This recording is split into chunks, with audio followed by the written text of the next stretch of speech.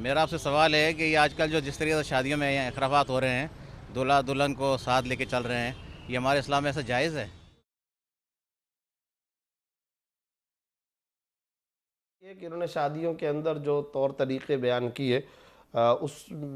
तौर तरीक़ों में से एक इन्होंने बात ज़िक्र की है, बतौर ख़ास पॉइंट आउट की है कि दूल्हा दुल्हन को साथ लेकर के चलता है। इसमें तो कोई हरज नहीं था, ये तो सही है। निकाह जब हो गया तो दूल्हा दुल्हन को साथ ले जा सकता है, कोई ममानत नहीं। जो खराबी की बात है वो है लोगों के सामने ये करना,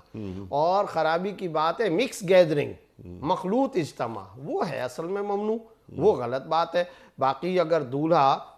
दुल्हन को सफ़र पर ले जाए, ट्रेवलिंग पर ले जाए, सैर और तफरीह पर ले जाए, या दूल्हा अगर अपने दुल्हन को अपने ही घर के ख़वातीन के अंदर ले कर के आए तो उसमें कोई हरज की बात नहीं है, उसमें कोई मानत की बात नहीं। लेकिन ये जिस रिवाज की बात कर रहे या जिसकी तरफ इशारा कर रहे हैं वो है कि पूरा शादी हाल है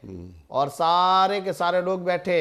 बाहर के लोग बैठे, महरम और गैर महरम की कोई तमीज़ व इम्तियाज़ नहीं।